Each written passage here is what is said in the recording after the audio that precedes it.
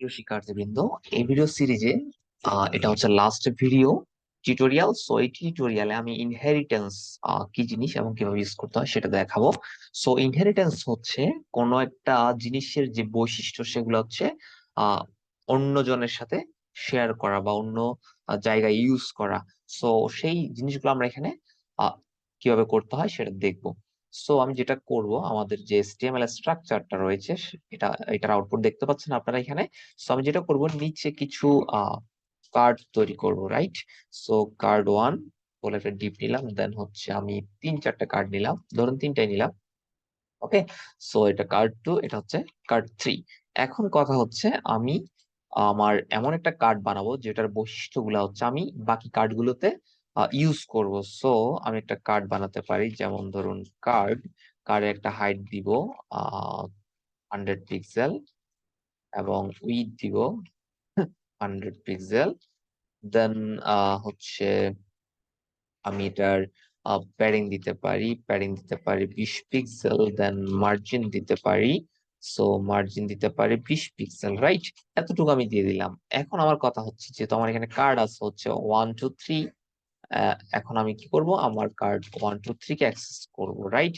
So card 1 কে আমি কি করব, আমি হচ্ছে আমি এখান থেকে যে ডিজাইন গুলা ইউজ করেছি, অর্থাৎ আমি একটা ইনিশিয়াল যে কার্ড ছিল আমার, যে মানে এটা আমার ইনিশিয়াল একটা কার্ড।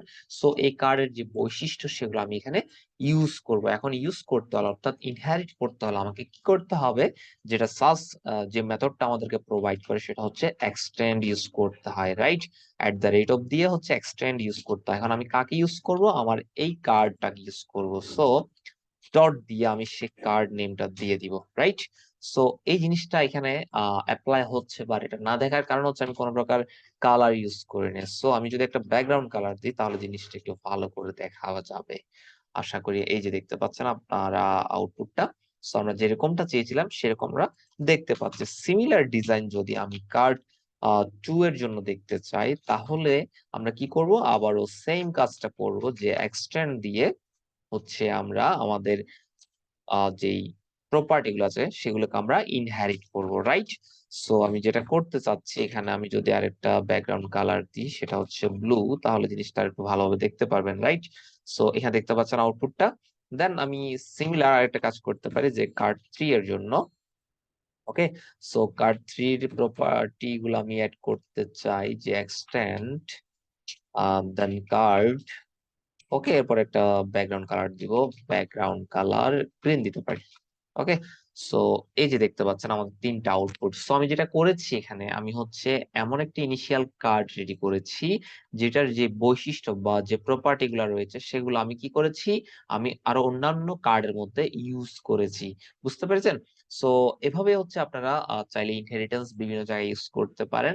আসলে মূলত এই জিনিসগুলো এভাবে ইউজ করার কারণ হচ্ছে আমাদের কোডের মেনটেনেবল এবং হচ্ছে আমাদের এটাকে আরো একটু অর্গানাইজ করা হয় আর কি। হ্যাঁ, আমাদের যে বারবার কোড লিখতে হয় সেগুলোকে হচ্ছে আমরা অপটিমাইজ করতে পারি এভাবে।